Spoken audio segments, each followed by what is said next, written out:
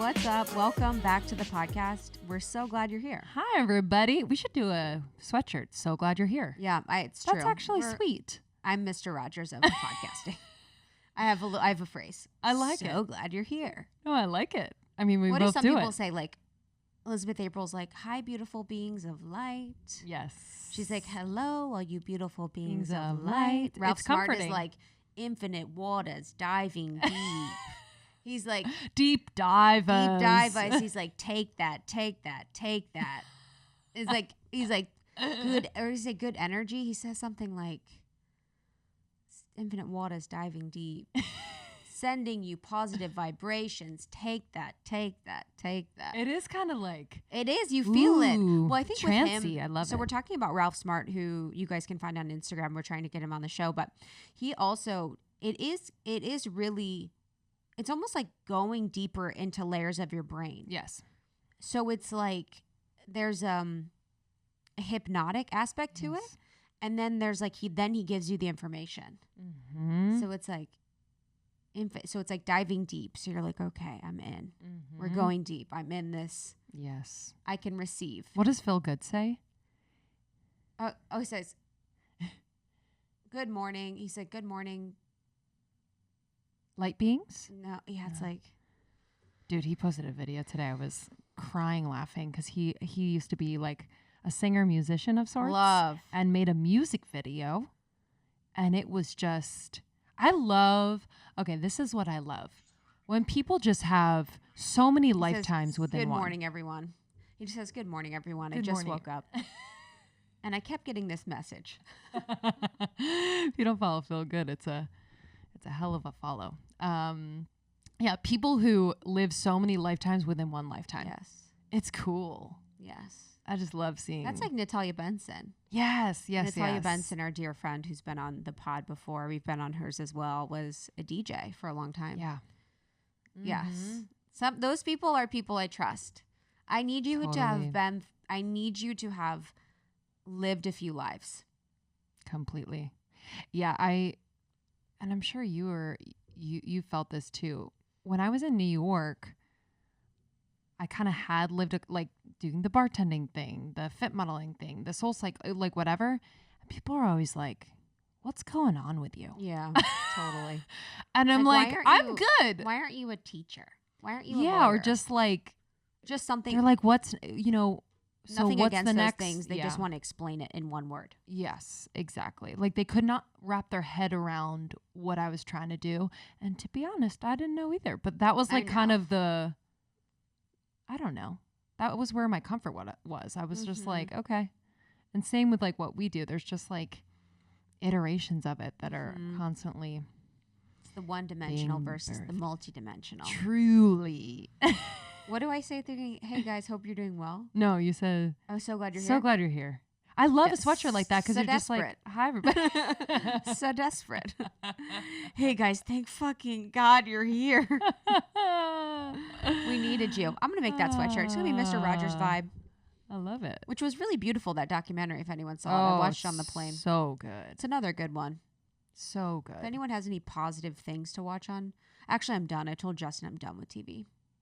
Oh, new rule? New rule.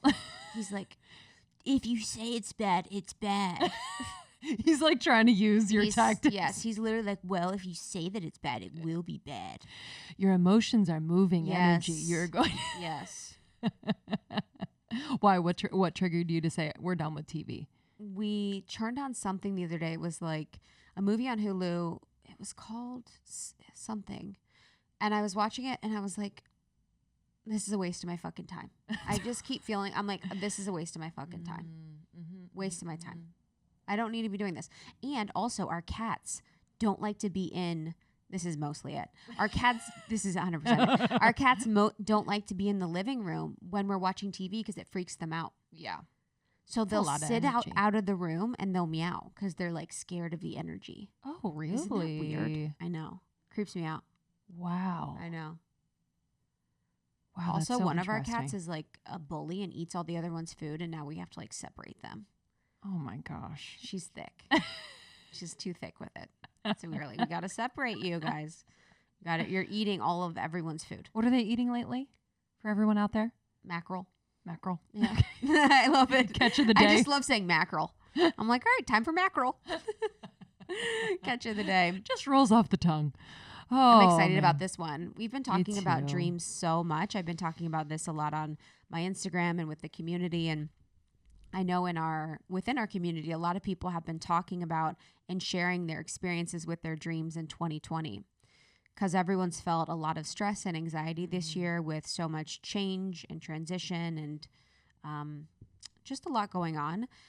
People have been dreaming a lot more. People have been recalling their dreams a lot more. And at the beginning of this year, I think it was in February or March, I was watching Gaia with Justin, and I found Charlie Morley, who's on the show today, on one of the shows that I watch regularly. And by implementing his practices for lucid dreaming, I've been able to really, really use dreaming as a key for healing and as a really, really profound way to reprogram my subconscious, to just like tap into my galactic side, to tap into my ethereal side, to tap into other parts and aspects of me that would be much harder to reach in my conscious state. Yeah. I haven't done any healing in my dreams yet, but I've been able to recall dreams so much better. And even since we did this interview, just doing the practices before bed that he suggests to be able to more better to recall your dreams in a more detailed way. And what I've been noticing, even just last night, I've been having dreams where people who have come in and out of my life, and not necessarily in a deep relationship type of way, but what I'm noticing is that these are people that had more of an impact on me and were really powerful, but I didn't realize it in the moment. So this girl from college, who I always just like, she was in the theater department with me and just had so many interests, and she was, an activist, and I remember admiring her, but just understanding that, her presence was like really powerful, and I'm sure continues to be. I've lost touch with her, but it was just interesting that she kind of came back, and that's happened recently with just people from my past where I'm almost like, they're just like really amazing people. And I might not have realized it back then, but yeah. Love cool. that. In my ayahuasca experience, I went through everybody's heart that I had broken. And there was a lot in there that I don't think about. I was like, oh, that's interesting. I didn't know that we had that deep of a connection. And it was like that. I was like, oh, I forgot about that emotional relationship. Yep. And also on the people, I have so many people like that in my life that have said something that was like so small but so profound. I'll never forget one of my best friends growing up, his name was Brandon. And we were in high school, and there was another girl that went to our high school that she was in some of my classes, and she'd always say, Brandon's cool, but he's changed so much. And I remember I told Brandon, I was like, Brandon, Lauren keeps saying how much you've changed. And he's like, I've known her since first grade. I'm now in 10th grade. Of course I've changed. And it was just like, okay, Brandon. He was very cool. That's he was very amazing. cool. He was very honest with me. But it was just one of those things like, you're so fucking right. I was like, it's so true. And then another girl, one time, her name was Megan. She was older than me. I was talking about something, and all girls were talking about how they hated their feet. And she's like, feet are cool. They like hold us up all day long. I was like, wow, it's so true. That is so true. I was like, dude, feet are cool. They hold us up all day long. Another sweatshirt idea. And just those tiny moments of like awakening or of profound information that you just never forget. I'm like, wow, that was amazing. But anyways, back to dreams. Yeah. And then I've been having just like weird like sexual dreams that I don't really care about. I'm like, why am I here? You're like, check YouTube for her facial reaction. Yeah, I'm just like, why am I here? What's happening? It's almost like I'm taking on other people.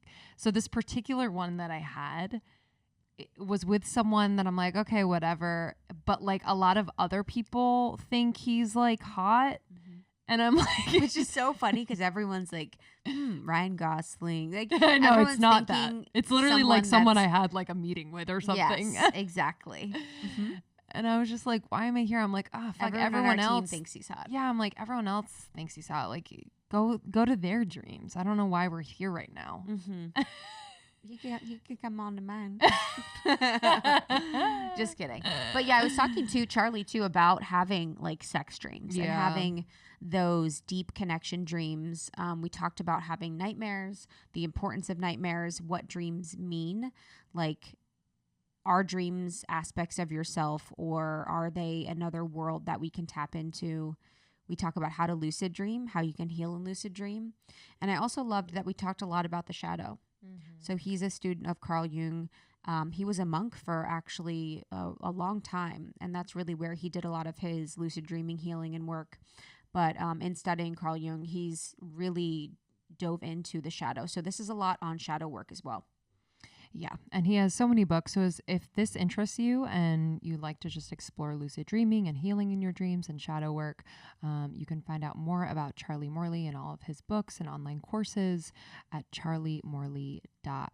I'm pumped about this one. Thanks, Charlie. It's such a good one. So if you and your friends have been talking about your dreams, how crazy they are, or if you know anyone that always recalls their dreams or wants to get to know their dreams more, definitely send this episode to them. I think this one is so fascinating. I was enthralled the entire time, which is hard when it's over Zoom, but I really, really love this interview. Yeah, he's just he's charming, Yes. he's charismatic, he's just so articulate. Tells good stories. Great stories. Yes. You guys are going to love this one. Enjoy. All right, y'all. Thanks so much for listening. Rate and review on Apple Podcasts if you're called to. That means a lot to us. And we'll see you on the other side. Yep. Bye.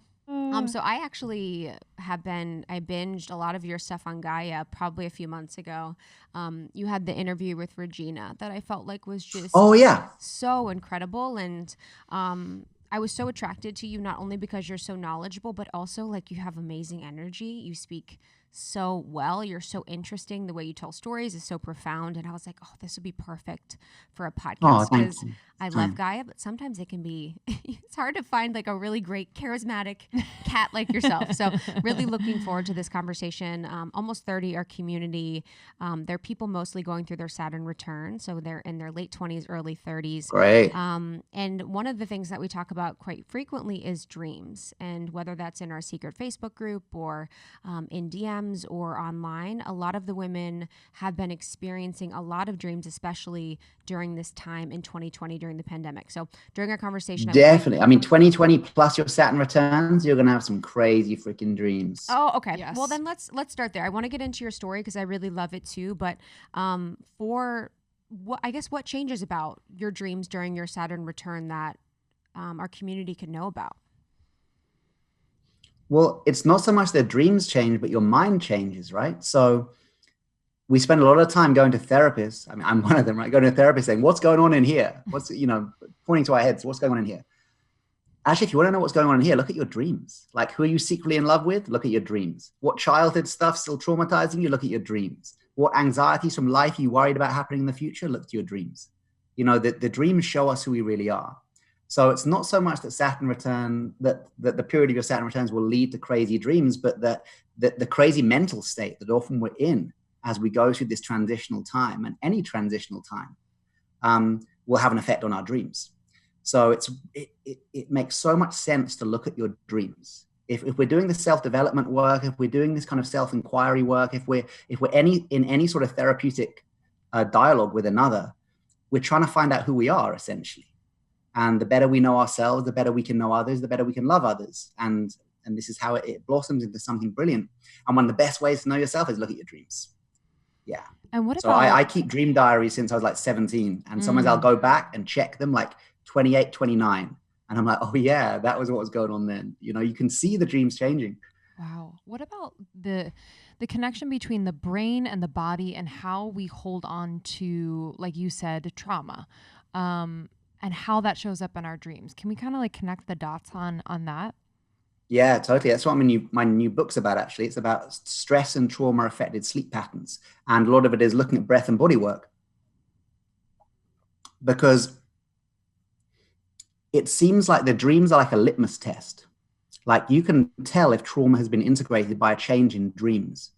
So the person may not even be aware the trauma has been integrated. I mean, they might have an experience. Let's say they're doing some breath work or some body work. They have a big release in a session and they go, oh, wow, something shifted there.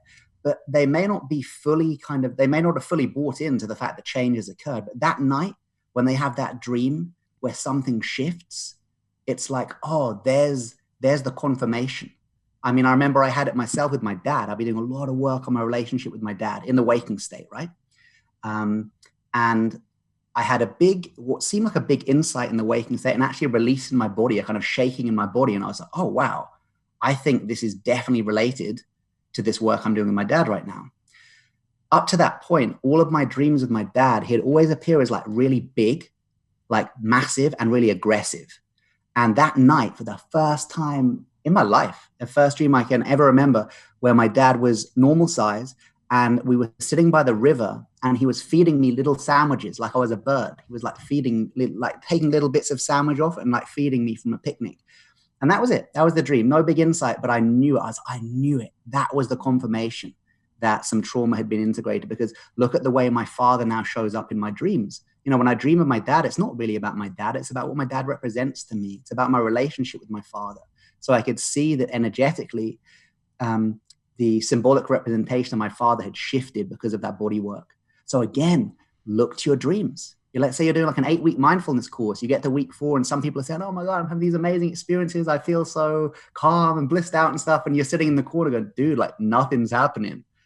Okay, maybe it's not happening. It's only week 4. But if you look at your dreams, if you've got everyone to keep a dream diary from the beginning of that 8-week mindfulness course to the end, I am sure you would find the shift in their dreams often way before the shift happens in the waking state. So it can happen the other way too.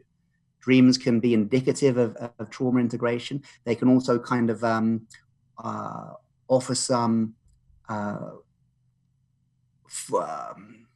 prior knowledge. I was going to say prophecy, actually, that's too much, but some prior knowledge of when trauma may be integrated.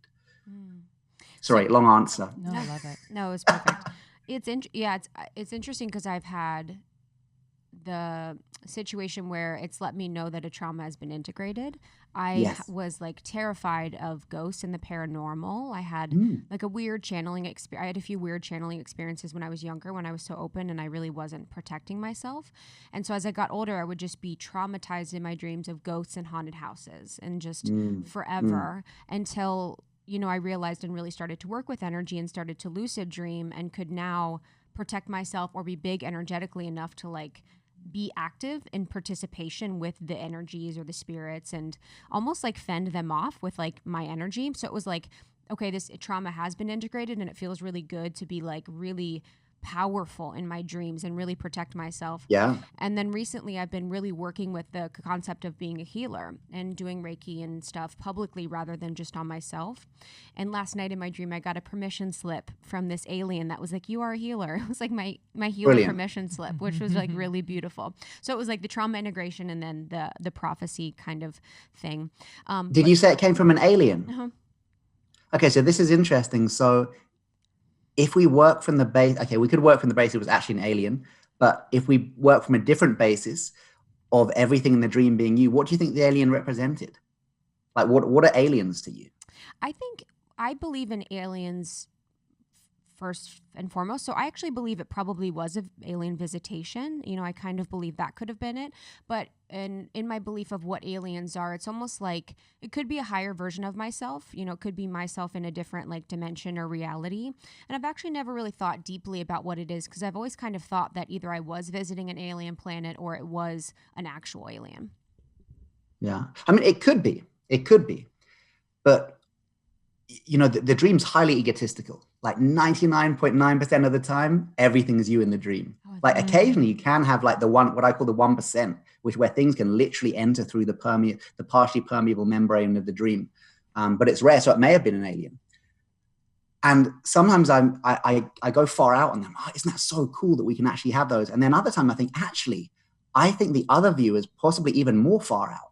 The fact that it's my own inner alien, what might represent to me, the part of myself that's on another planet. Mm-hmm. And that part of me came to me and said, here's your permission. Mm-hmm. As if like my waking state self maybe still felt unworthy to do so. But my like alien, these higher intelligences within me came and gave me this permission slip. Mm-hmm. Who knows, man? It's That's like with anything. These are like dreams, right? any It's ascended fascinating. masters or aliens or anything like that. It's like it's all a part of source. So we just kind of see it in different ways. You know, depending on your culture, where you grew up, you could see Jesus, or you could see Buddha, or you could see all these different things, and it's really all just like a part of source. And I feel like because our brains are a computer, we kind of contextualize it as we would most best understand from our Yes. understanding of everything. So it's all a part of the same thing. It's just how our brain is choosing to like compute it and make sense of it for us.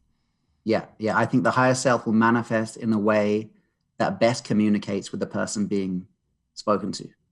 So You, it might appear as a dead relative. It might appear as Jesus. It might appear as Buddha. It'll appear in like the best form, in the form for optimum communication. you said that in our dreams they're 99% egotistical. How can we like work with the ego in that way? Like kind of bring it to this now moment and kind of work with it to Great. integrate Yeah. with So it. I'm being a little bit cheeky there, saying that 99% of everything, no, that's true. 99% of everything in dream is a reflection of our own mind. But to say it's like super egotistical, I'm kind of joking there. But I mean, it is, as in the dream's always about us. You know, I think, oh, I'm dreaming about my dad. I'm dreaming about my mom. I'm dreaming about my friends. Most of the time, we're not. We're dreaming about what our mom represents to us, what our dad represents to us, what an alien might represent to us. So I think as far as like looking at the ego, um, you can see the state of it. I mean, look at fear. Like one of the easiest ways to find ego is to look at fear. So we can look at what are we scared of in our dreams? What do we have aversion towards, and what do we have attachment towards? And if we look at attachment and aversion in the dreams, we get a pretty solid kind of guideline or pointer towards where our ego is here, what's scaring us and what's making us want more of something. These are the kind of ways we can check in with our ego. And it's really interesting to see if we start to do work on who we are, on our kind of sense of self, and moving from fragile ego to supported to healthy ego. And we'll see that change. We'll see these dreams of anxiety shift. We'll see our fears change. It may not be as, people imagine that when this work, that the fruition of this work is peaceful dreams. Actually, it's not. I mean, there are some Buddhist practices where when you're doing the practice, having a nightmare when you're doing it is a really good sign. It's like, oh, you had a nightmare while you did this practice. Great, it's really working. Because a nightmare is a sign of these kind of old traumas, old fears, like coming to the surface and being presented to us. So it's not as clear cut as, peaceful dreams mean you're doing great on this health ego work, and scary dreams mean, oh no, you're still totally lost in ego. It can often be completely the other way around. For the I guess what's an example of like how would someone would understand if they have the fragile ego and then the healthy ego within their dreams? Like how could they differentiate if it wouldn't be differentiated by nightmares or good dreams? I think rather than looking so much at the content of the dream, we can look at the feeling when we wake up. So because the content can often be so easily misinterpreted, so we could see a nightmare and think that's a bad dream. I'd say to look at the kind of the somatic resonance when you wake from a dream. Because you can have a dream like some of the somatic resonance in my body is sometimes more disturbing after one of those just annoying anxiety dreams where you like can't find your passport or something. These kind of like, or you're running for the bus, or, those kind of old anxiety dreams, that will have more of an effect on me somatically than a massive nightmare. Like I might wake up from a massive nightmare and actually feel quite kind of clear afterwards, almost as if it was the storm that like blew the dust through my mind. And I wait for a nightmare and I'm like, oh, okay, I'm ready for this. Yeah, I just spent the night with my shadow and now we're good to go. Whereas kind of, for me, anxiety dreams, those kind of lower level anxiety dreams, they leave more of a like somatic resonance in my body. So I'd say, look at the feeling. And people say, what did you dream about? Say, how did you feel about what you dreamt about? That's a really good question to check in with, like, how's my dream work progressing here? Or how's the dream reflecting the inner work? Anytime that I've woken up from a dream and had just like a really strong emotional response, it almost feels as though like it's the unexpressed emotion that I could have expressed in the moment that it happened. Usually it's like I've had a lot with like my grandpa who passed, and I'll wake up just like it's like that aching for him, or like aching to like I heard his voice and it's just like this ache, but it's almost like I don't think at the time I really expressed the grief. And so it kind of comes up through the dreams, and then when I'm awake it's just kind of like this clearing, as you said. Yeah. That's where lucid dreaming could be really helpful for that. Because you could intentionally, go in the dream and call out for your grandpa who you've already had a dream connection with. So there's already that kind of pathway laid, and allow you to go into a grieving process, but maybe complete the grieving process. Right. Who knows? Yeah. It's a possibility. I've tried to using kind of your method. I've tried to lucid dream. I've come close, but I get to the point where like I know it and then I wake up. So I'd love to just kind of introduce people to what lucid dreaming is and kind of the steps they could take maybe tonight when they go to sleep to start practicing. Okay, so first of all, that was a lucid dream. If you had a lucid dream, most people's first few lucid dreams last like 5 seconds. They're like in the dream, they see something crazy, like, I'm dreaming, oh my God, so cool, boom, and you wake up and you're like, whoa, what was that? That was insane. So my job is really helping people to extend that 5 second period into like 5 minutes or 50 minutes. 50 minutes is about the longest time you're going to dream anyway. So if people have had that experience, then that did count as a lucid dream. So that's brilliant. Other people's spontaneous experience of lucid dreams often come from nightmares. So if anyone listening's ever had a nightmare, and in the nightmare they've gone, I've got to wake up, I've got to wake up. That was a lucid dream. The moment you said to yourself, I've got to wake up, you'd indirectly acknowledged you were asleep. So a little footnote, because I want to get back to your original question, but if that ever does happen, that you find yourself knowing you're in a nightmare, don't wake up. Stay in the nightmare for as long as you can. The reason nightmares recur compared to more seemingly positive dreams is because we wake from them. They're incomplete. And then in the waking state, we reject them. We don't want to look at them. So a nightmare is like a dream that's shouting. So it keeps shouting, keeps on coming back to us. So the best way to cure a nightmare is actually to stay in it. Like the seeing is the doing. Just stay in it for as long as you can, knowing, I'm not really back in this scary place, or I'm not really in the zombie apocalypse. I'm dreaming about these scary things. And that in itself can have a really powerful deconditioning effect on the mind, and also prime the mind for being fearless in the waking state. If you spent your lucid dreams like literally hugging zombies, which is what I encourage people to do in their lucid dream, because if everything in the dream is you, what is a zombie? It's, for Saturn Returns, people find they have a lot of zombie dreams around this time, which is very interesting. And it took me ages to get this. I don't think I've written it in the book yet, in any of my books yet, because it's a new kind of theory I'm working with. And I'm just spitballing here, but I think there might be something to this. I believe the reason why so many people around like 28, 29, 30 have zombie dreams. I used to think it was just a cultural thing of watching zombie movies. Now I realize as I get older, it's not, because that same age group is still having those same dreams.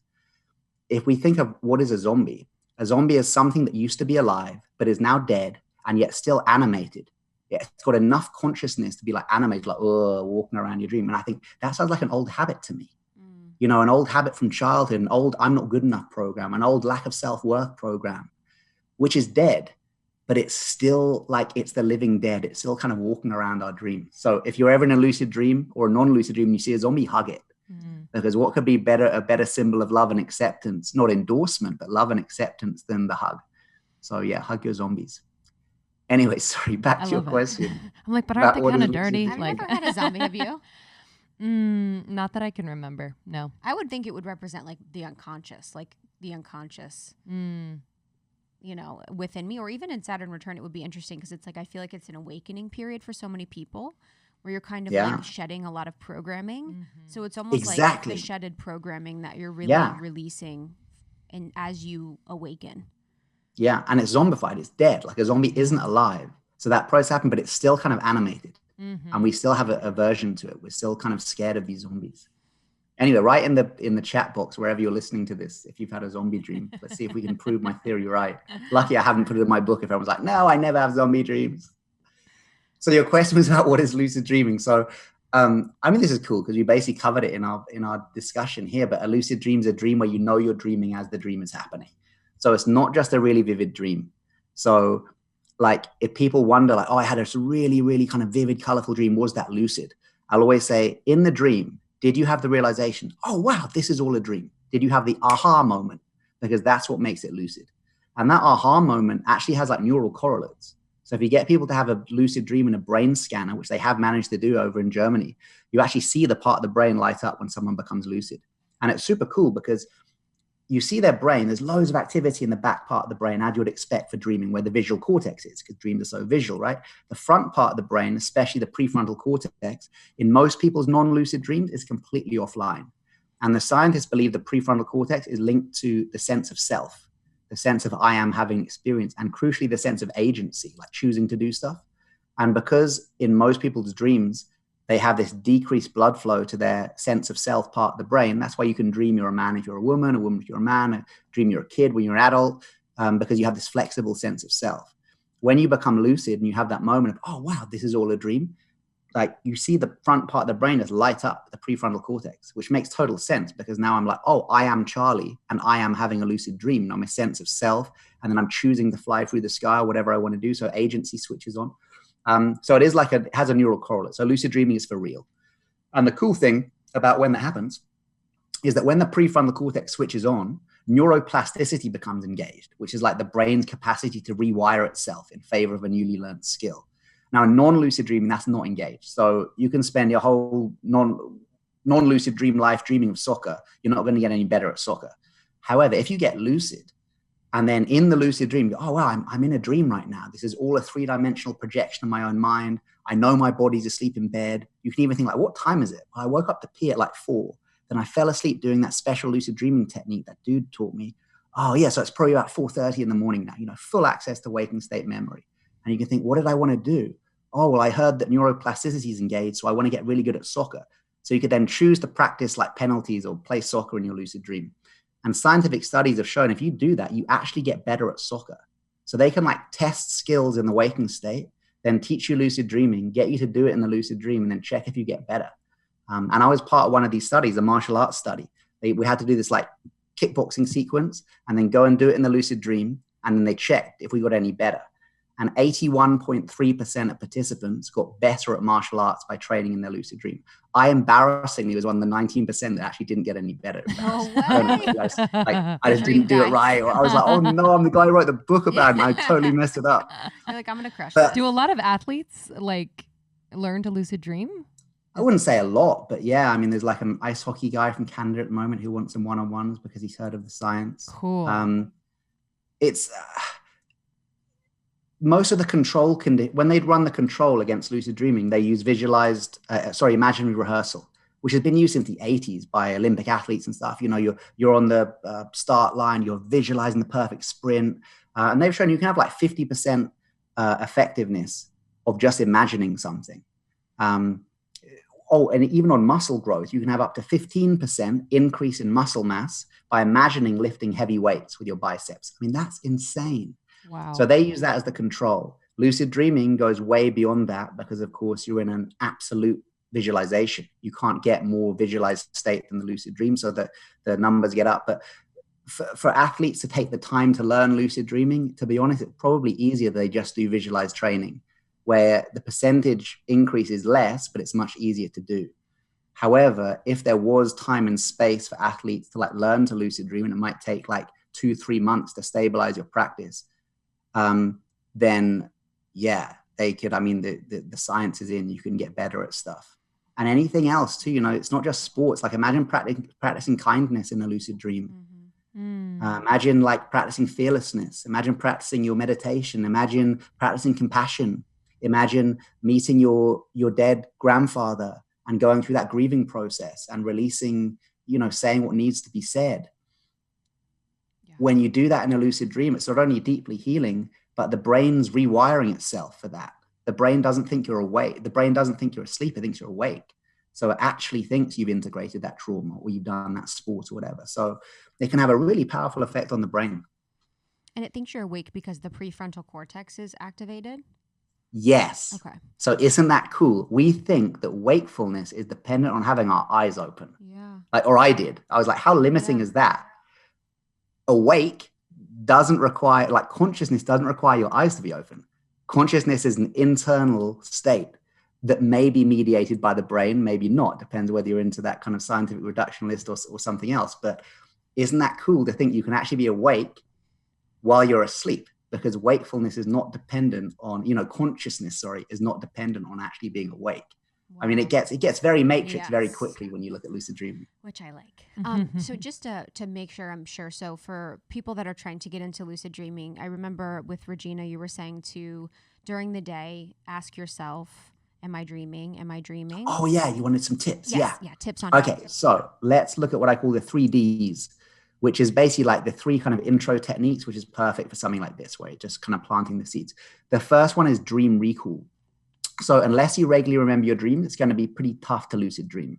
It's possible, like people can have spontaneous lucid dreams, but if you want to be able to do it at will, then the first thing is to start remembering your dreams. This is simply because, I mean, some people like to say, if you don't remember your dreams, maybe you're lucid dreaming every night, you can't remember it. It's possible, but unlikely. Because again, once the brain switches on, lucid dream memories are stored as if they're waking state memories. So quite hard to forget a lucid dream. Once you've had one, you'll know it. Like I often tell people and say, oh, how will I know when I had one? I'm like, because you'll email me. You'll be like, oh no, it happened. My God, you didn't say it was this realistic. I'm like, I did. So when you have a fully lucid dream, you'll know about it. So first thing is to remember your dreams, partly because one of the main lucid dreaming techniques is called dream sign initiated lucid dreaming, which is basically you're in the dream, you see something weird and you go, oh, wow, that can't happen in real life. I must be dreaming. Now, the best way to prime the mind for that is to get to know what you're dreaming about. So if you train your dream recall and you keep a dream diary, after like maybe 1 or 2 weeks of keeping a dream diary, you'll be able to look back and say, oh, wow, look, I always dream of being back at school. Or wow, I always dream of my dead grandma. Or, oh, I always dream of like being on that beach we used to go to as a kid, but I haven't been to in like 20 years. You start to see these patterns emerging that only happen in your dreams. And by being aware of those patterns, you informally, just by being aware of them, and then before night, formally by saying like, if I see that beach from childhood between now and breakfast, I must be dreaming. You create these lucidity triggers. And it's those triggers that will go off in the dream. You'll be dreaming, you'll be on that beach, and you'll have this weird sense of almost deja vu. And then suddenly something clicks. You're like, I'm on the beach from childhood. Oh, that's one of my dream signs. But no way, I'm in a dream right now. It's like, the brain kind of clicks in and you realize you're dreaming. So this first one is dream recall. So train yourself to remember your dreams. For people who are thinking like, oh, I don't dream, everybody dreams. You dream every single night. It's just whether we remember our dreams or not.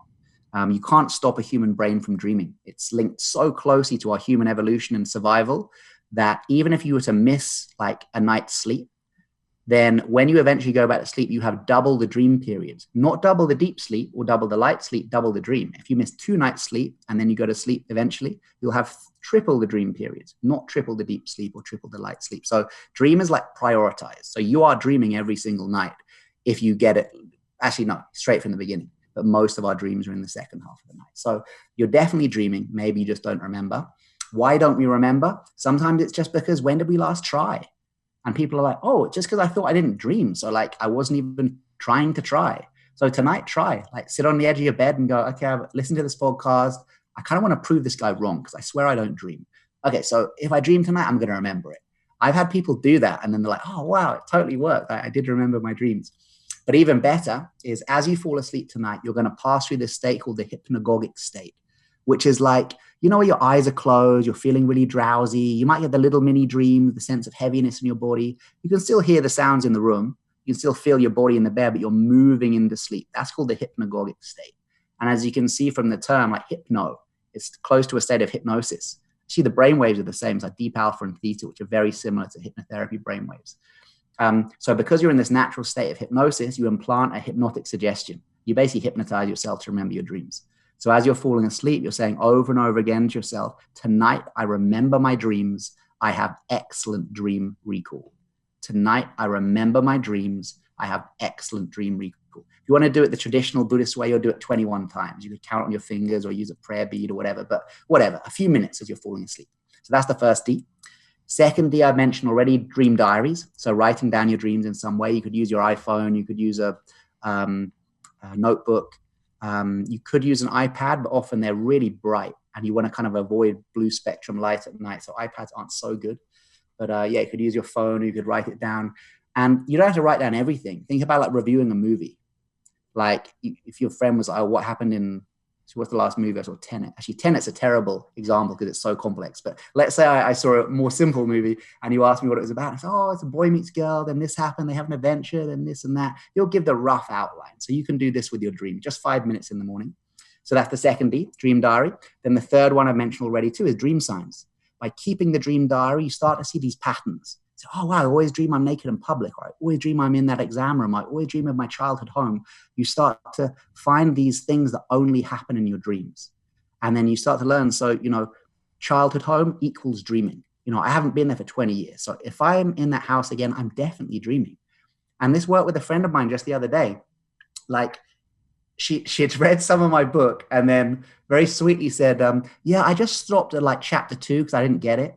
And I was like, oh no. And I'm like, my ego shattered. I'm like, oh no. And that was like the basic book where I'm really trying to make sure everyone can get it. She said, it's just because I haven't had the experience. I can't imagine it. It's like you're describing the taste of chocolate to me, but I just need to taste the chocolate. And I said to her, okay, well, look, do you ever dream of the same thing? And she's like, oh, tornadoes. Dude, like every week or every couple of weeks, I dream of tornadoes. What does it mean? I was like, I don't know what it means. You don't need to know what it means either. But what you do need to know is tornadoes equal dream. Have you ever been in a tornado? She's like, no. Have you ever seen a tornado? No. Okay. So if you witness a tornado, you must be in a dream, right? So she's like, okay, so set that in your head. Tornadoes equal dreams. And then a few nights later, well, I woke up, I put my WhatsApp on in the morning and there was a message came from her like 4 o'clock in the morning going, it happened. I saw the tornado. I remembered our conversation and I knew I was dreaming. And I was like, okay, that's classic. So that's how these 3Ds work. Dream recall, dream diaries, and dream science. I mean, there are dozens of more advanced techniques in my books and stuff, but those are good 3 to start people off with. Love that. I used to have a lot of tornado dreams too. Really? Yeah. I don't know what that is. I never did, even in Ohio. It's really? like, yeah. Yeah, I've never seen one before. Oh, wow. Same.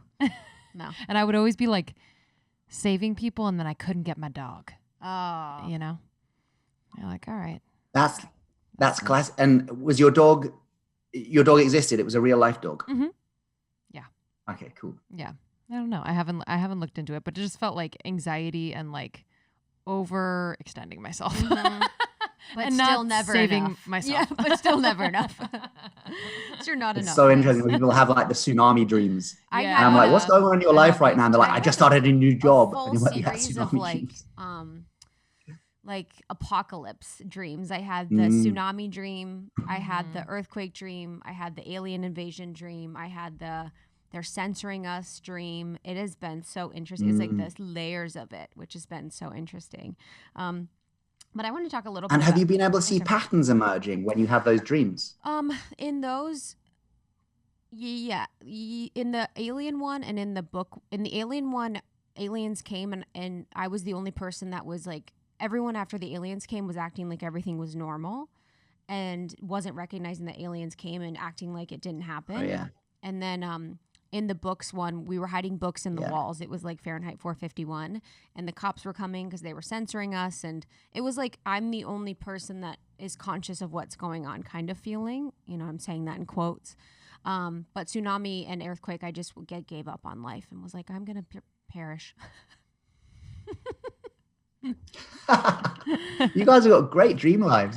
Sometimes I speak to people and they're like, I haven't remembered a dream for 10 years. And I'm like, oh, this conversation is going to go slow. Honestly, I know, honestly. Yeah, you're like, what are dreams? No, honestly, when I saw your thing on Gaia, it really helped me. And I've really used a lot of the techniques, like every time I see a ghost, I know I'm in a dream, or every time I see water, I know I'm in a dream. So I really have leveraged those. And then also what's helped that I wanted to ask you about is supplements.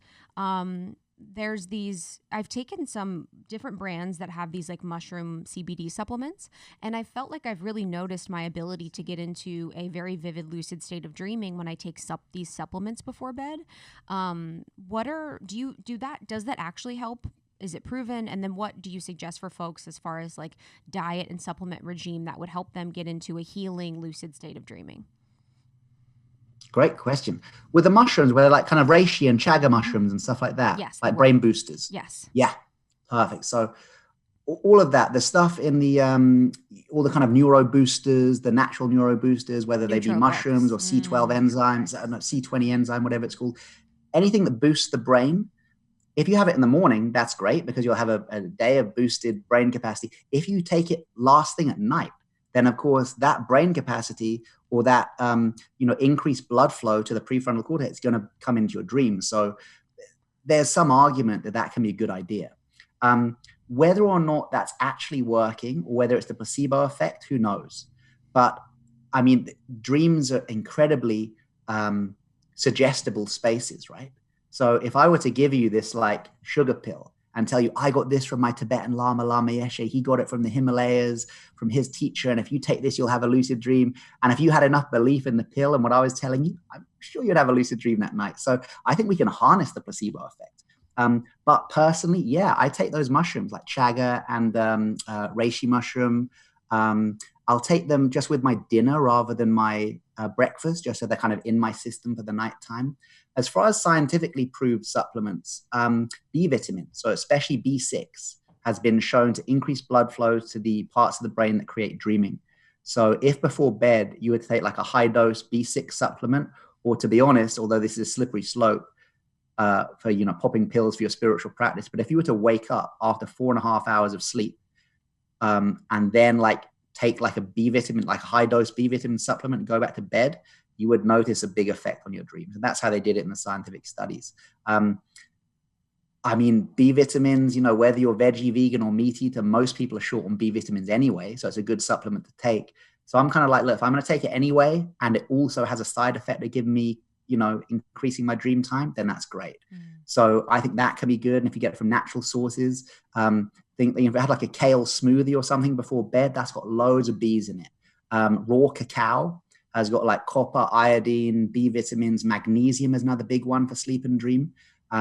So this is a disgusting mixture. So I'm not telling people to do this, but if you mix like kale juice with raw cacao with an almond butter paste, because almond has also got loads of B's, it's disgusting, but you drink that before bed, your brain is going to be full of the good dream stuff, and it's totally natural. So who knows? And if you're brave enough to try it, that smoothie could be good. It doesn't keep you awake? The cacao, yeah. Doesn't cacao I thought it wakes you up because of the bees. That's why I This is love interesting. this, because I don't take bees at night because I'm just like, oh, I don't want to stay awake or something. I don't know why I thought that.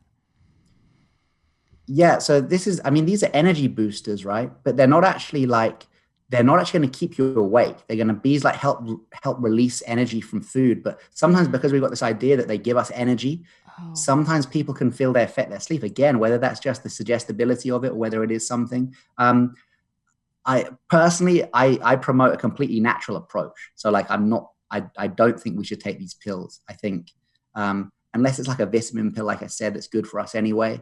And you want to try the smoothie idea before bed, but the techniques kind of work. So if the techniques work, then that's enough.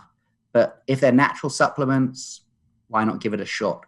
I mean, the reason I'm saying this with some trepidation, with some like caution, is because I've got a feeling that people listening to this may be asking about, there's a supplement called galantamine, which can be naturally derived. It's from the red tiger lily. It's really big on lucid dreaming circuits.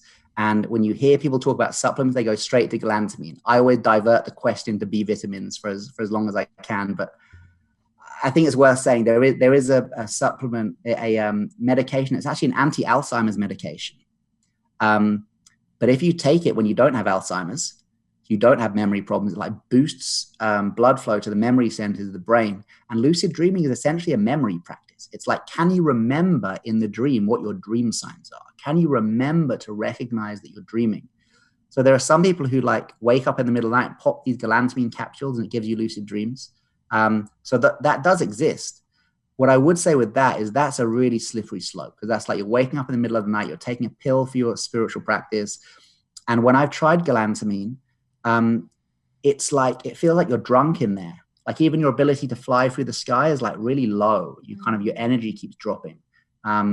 So yeah, I wouldn't advise that, but yeah, natural supplements, magnesium, bees, the chaga mushrooms you're taking, those can be great. Has there been, and I know you work with veterans as well, so we can kind of pull that in, but like talking about taking things during the night, I was like, oh, that's interesting. Like, is there work around dreams and addiction? and like just kind of rewiring those more serious things that people might be dealing with? Yes, possibly. I haven't actually done any work directly with addiction, but I've done a lot of work with people with trauma. And the link between trauma and addiction is quite high. You find it, I mean, in some cases, it's like that. Let's look at it, addiction first. The one case study I have seen with addiction was a guy working with nicotine addiction, and he used the lucid dream state to meet his brain. Now, he'd asked me what to do, and I said, okay, so the lucid dream state is like a state of hypnosis. So anything you can treat through hypnotherapy, you can treat through lucid dreaming. So maybe become lucid, and then in the lucid dream, call out to the dream, I live a healthy lifestyle free of the addiction of cigarettes. And just keep on yelling that out and let that be like the hypnotic suggestion to permeate your unconscious mind. This dude went one step further, and it was so cool he did this. He was thinking, well, that's okay, but I think the problem's in my brain. I feel like the addiction is rooted in my brain. So he became lucid and he called out to meet his brain. Now, the cool thing about the lucid dream is you can meet personifications of psychological concepts. So you can meet your fear. You can meet sexual shame. You can meet lack of self-worth. And they will appear in seemingly physicalized form. Maybe as like a ball of red smoke, or maybe as you as a child, or maybe as the bully from school. I mean, it's amazing how they show up. But this is the first time I've heard someone meeting an organ. The dude met his brain, and he called out, my brain, I want to meet my brain. And this woman appears, just like totally normal looking woman, similar age to him. I think he was kind of late 30s at this time. And he looks at her and he's like, are you my brain? She goes, yep. And he goes, oh, well, look, how am I doing? Because he actually, by his own admittance, was a bit of a hypochondriac. He was kind of worried he had all these diseases. So he went to ask his brain, like, how am I, first of all? And his brain went, actually, you're fine. But you know what you need to stop? And he goes, the cigarettes. And his brain goes, mm-hmm. You know, his brain was like sassy. And actually, he's quite sassy too. So that kind of makes sense. This guy's called Antonio, brilliant guy. You'll see it. He's featured in the second book, actually. And so Antonio's brain is like, mm-hmm. And he's, okay, well, look, you're my brain. Anytime I think of cigarettes, or anytime I like want a cigarette, just make me think of something else. Make me do something else. And his brain goes, okay, cool. And he wakes up. It's that long, maybe a 30-second lucid dream, or however long that was for me to tell you, 1 minute or something. And the next day he emails me and he's like, it's been a whole day. I haven't had a cigarette.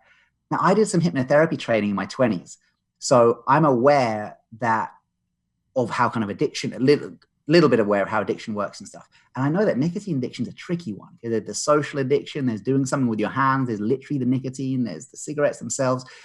So to be honest, I didn't believe him. I was like, okay, well, that's brilliant, man. I rejoice in your lucid dream.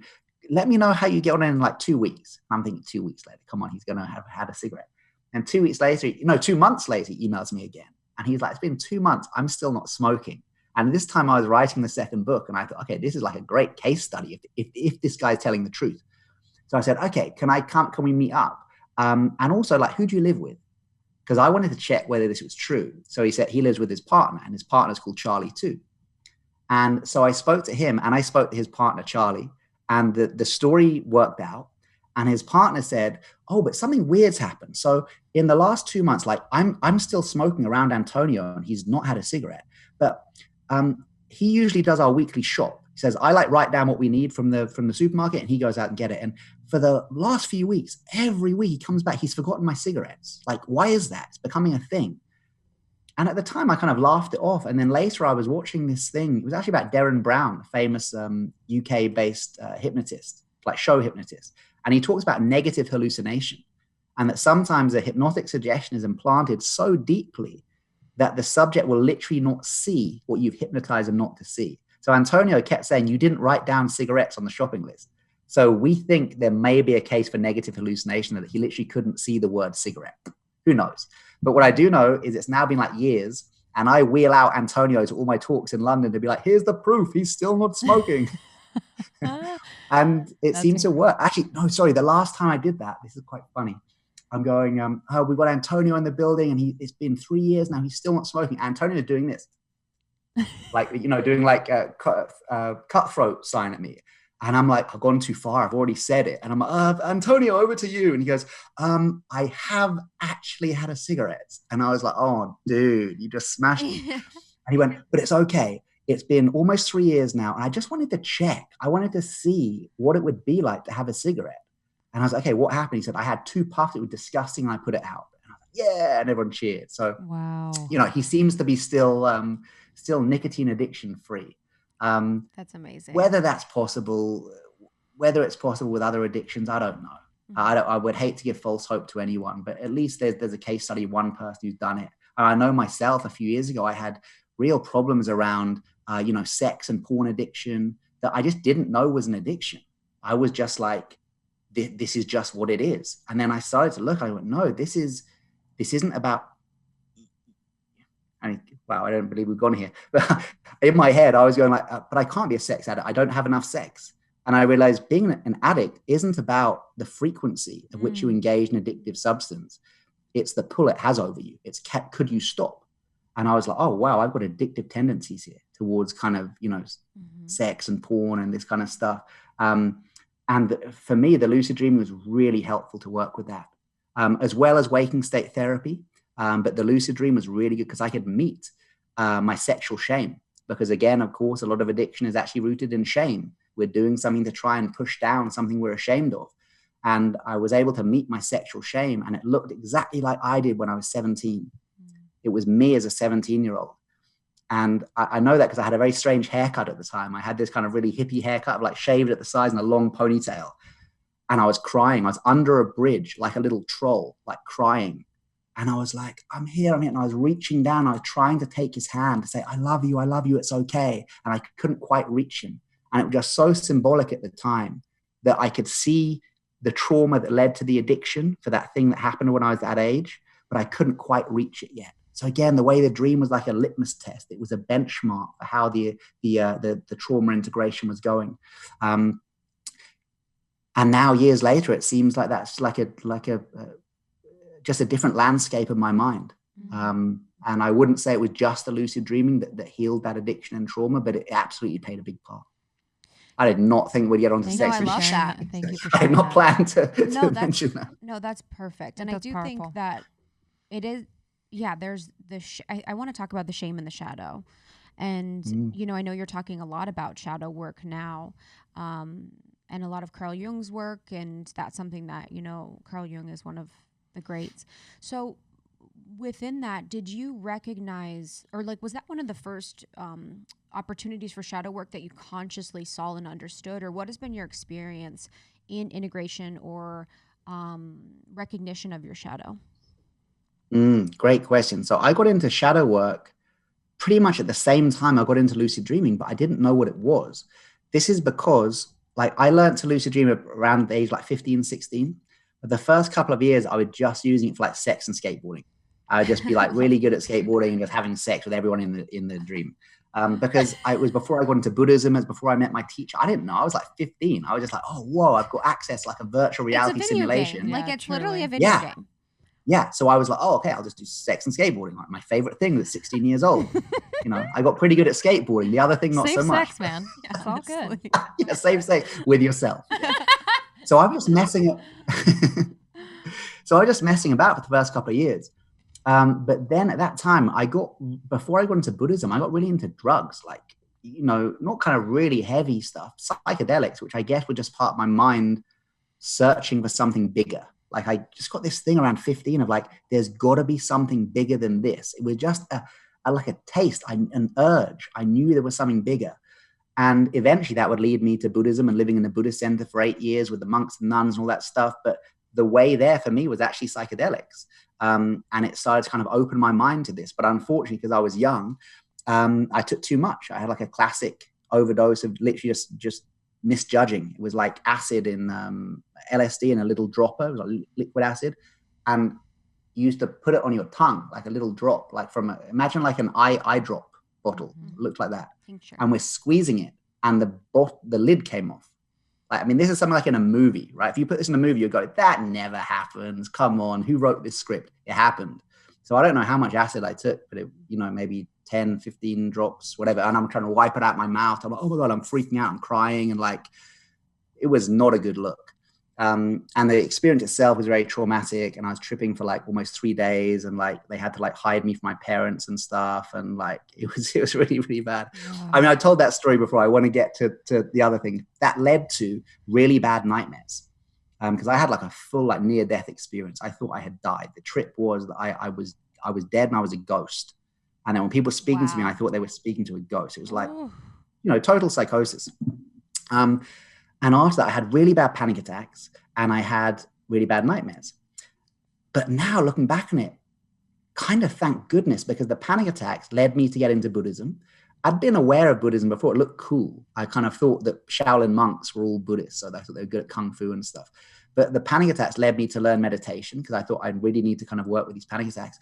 And the first time I really saw the healing potential of lucid dreaming was through my nightmares. I was having these recurrent nightmares, and they were so bad. Like I was scared to go to sleep. I was like eating coffee out of the pot to try and keep myself awake, because I was still so young. I didn't even like the taste of coffee, but I was trying to kind of, keep myself awake. So it's getting really bad.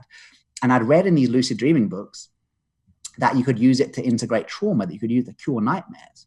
And I thought, well, look, I've got to stop just messing about doing sex and skateboarding. I need to see if I can get lucid in one of these recurring nightmares where I'm back in the drugs overdose night. It was this classic trauma of being back there at the night, the thing happening.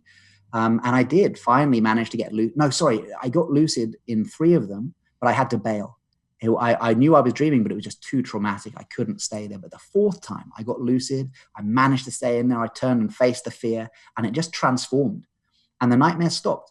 Like 4 months of post-traumatic stress nightmares, which I can now see were absolutely PTSD nightmares, but I didn't know that at the time, cured in one lucid dream.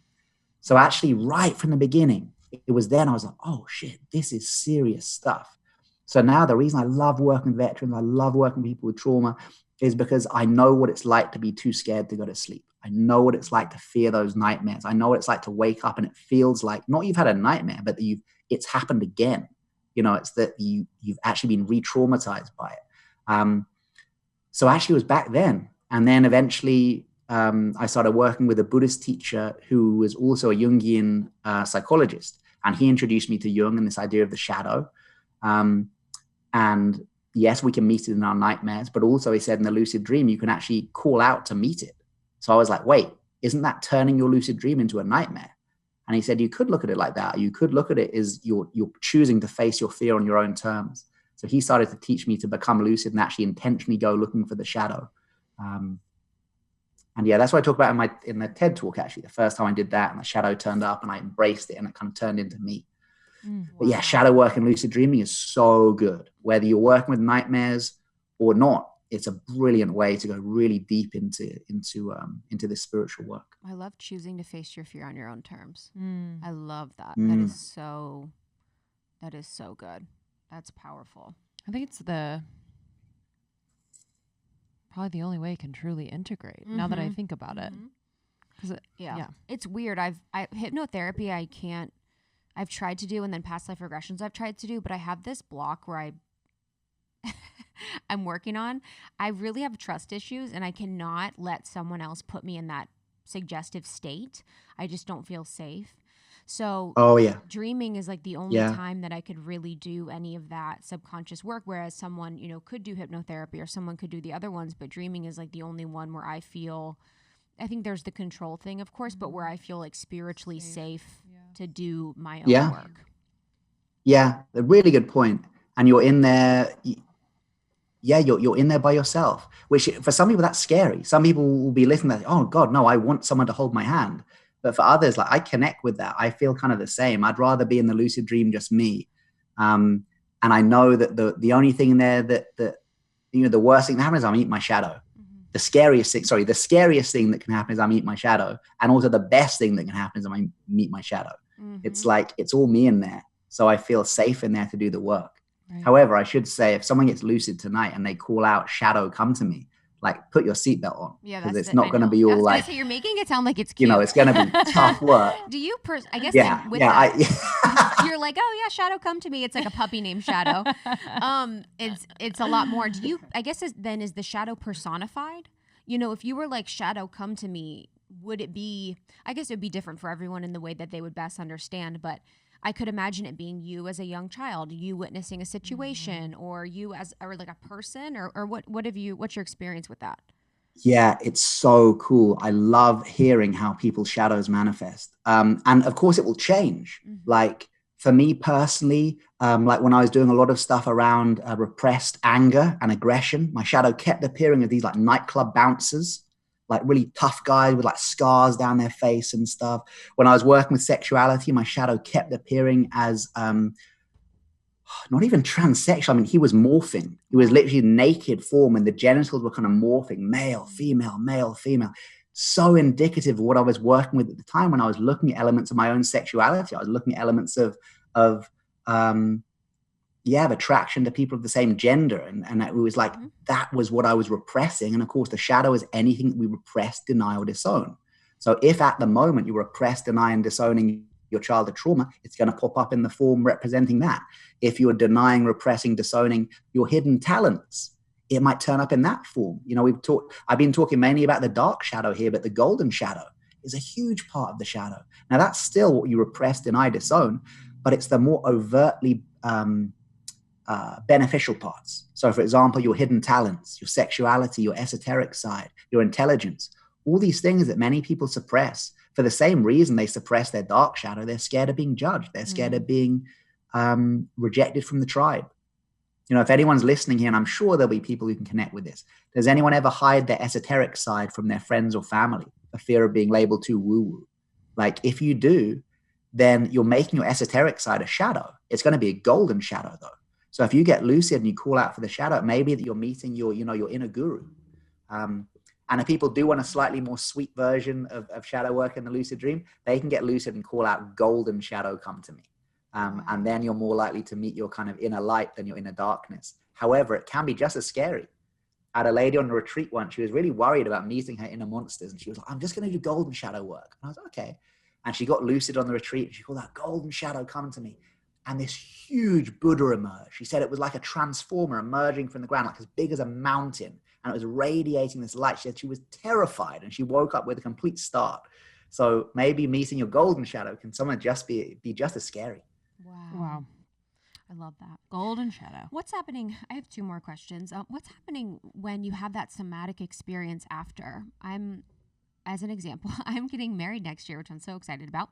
But I've had these crazy, somatic dreams where that's not the crazy part, where I've had these crazy somatic dreams where I am like literally in love in my dream with someone else. And in the morning, I feel so in love still with someone else that I don't even know.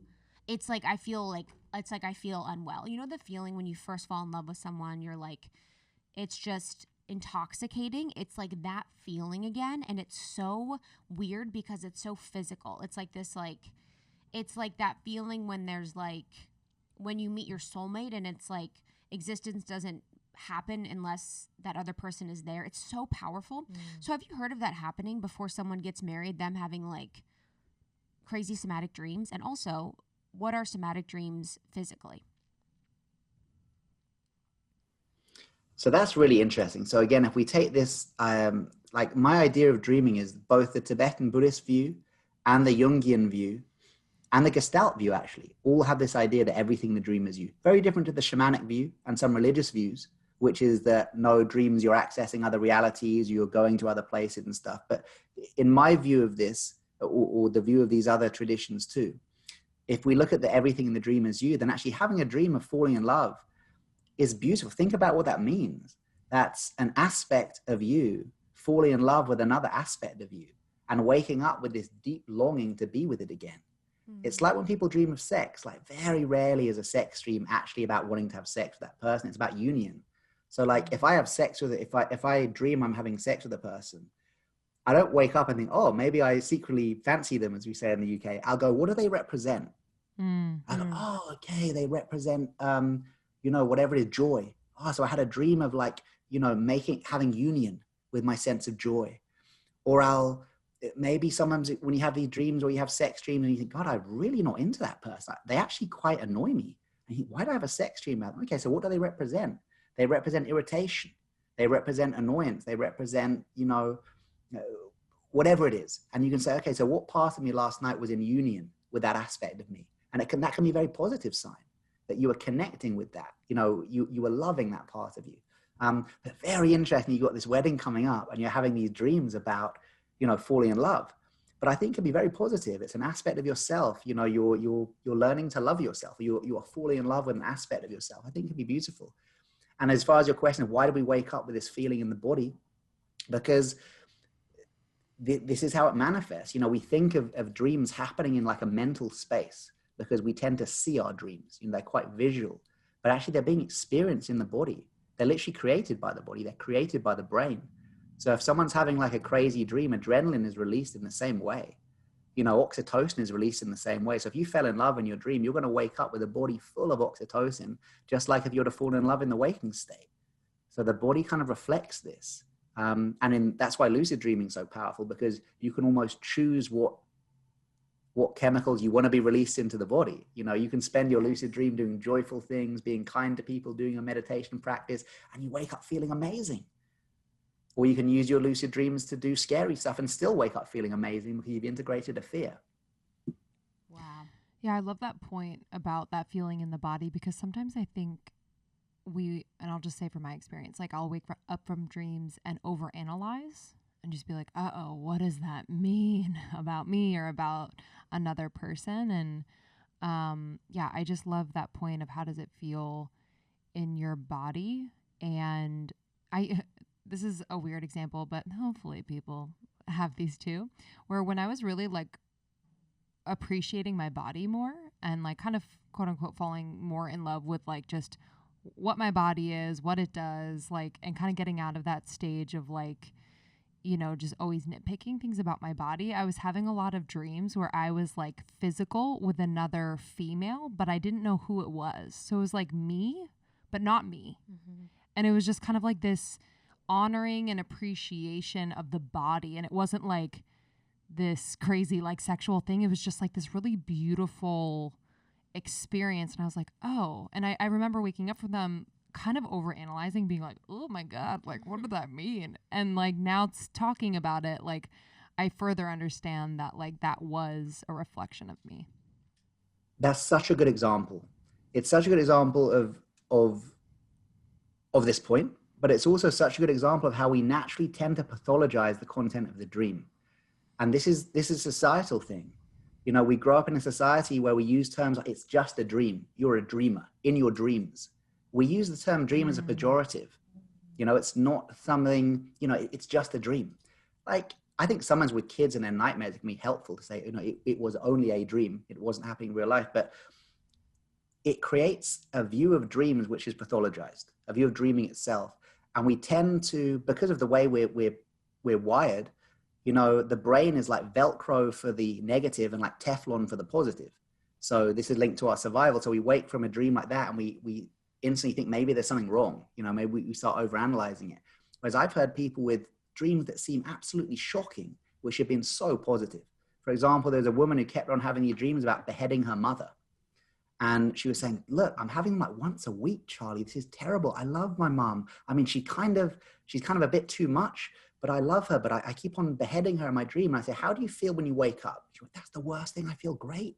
I should feel terrible. I've been beheading my mom. And I thought, okay, this is really interesting because she's got this feeling good in the waking state.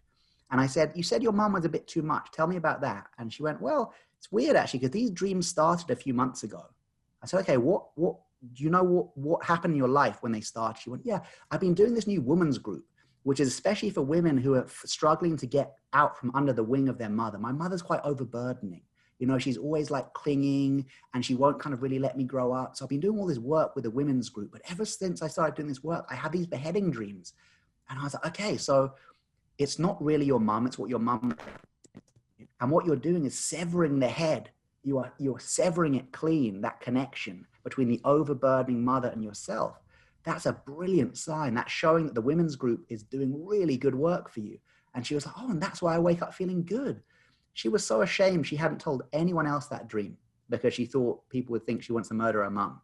We instantly think that the dreams are negative when so often even a dream of beheading your mum could be an incredibly positive dream if your mum represented, what she did in this case.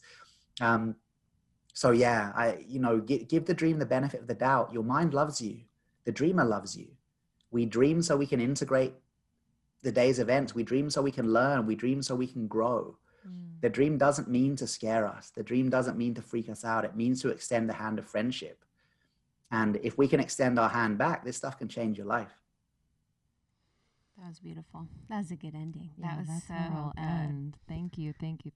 Yeah, this was so much fun. I'm so excited to share this with our community. It was just hit on everything we wanted to talk about and was so beautiful and informational. And you've really helped me. You've really helped me in my dream healing. So thank you so much.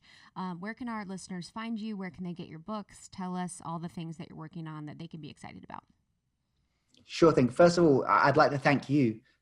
It's very interesting to do an interview with people who are willing to share themselves and not just like, we're here to ask you a set of questions. This is how all interviews should be, right? Where we're literally sharing our dreams together. We're like, oh, I think this. Have you thought about this? This has been really lovely. So thank you so much, first of all. And then your question was, oh yeah. So like I'm on Instagram and Facebook and website and stuff like that. Charlie Morley is my name. But apparently, if you forget my last name, if you just put Charlie Lucid Dreaming into Google, all my stuff comes up apparently. So there you go. Ooh, SEO. I think I'm the only Charlie in the lucid dreaming world. And you have really good videos on Gaia, so you guys can search for Charlie on Gaia. And then you're doing shadow workshops now. Might not get out. I'm not sure the timing on this, but what are your shadow workshops? Yeah, the next thing, this is in a couple of weeks. I don't know when this is coming out, but on October, I think the weekend of October the 23rd, I've got an online shadow retreat. So that's specifically looking at shadow work with some dream work, but like 80% is not lucid dreaming, it's just the shadow work. And then I've got a 6-week course for stress or trauma affected sleep happening at the moment, which has got like 60 military people on it actually, but 30 non-military too. So this lovely mix of both military and non-military people all working with the same thing, trying to sleep a little bit better. But actually that's my last thing for the year. As far as live stuff, because I've got a book to write. I've got my deadline is like January the 1st. So I've got to knuckle down and write this book, but I've got loads of pre-recorded online stuff. I've got a really big new course coming out with Mind Valley, either at the end of this year or early or January 2021. That's really, really high quality course. So that's coming out in January, or until then, I've got like a 7-week lucid dreaming course, 7-week shadow course, all like pre-recorded video courses. And you can find it all on my website. Amazing. Wonderful. Thank you so much. Thank you guys. We will see you soon. And Charlie, have a great rest of your night. You got about to Thank you get so into much. your It's dream. been an absolute pleasure. Awesome. We'll see you later. See ya. See ya. Bye.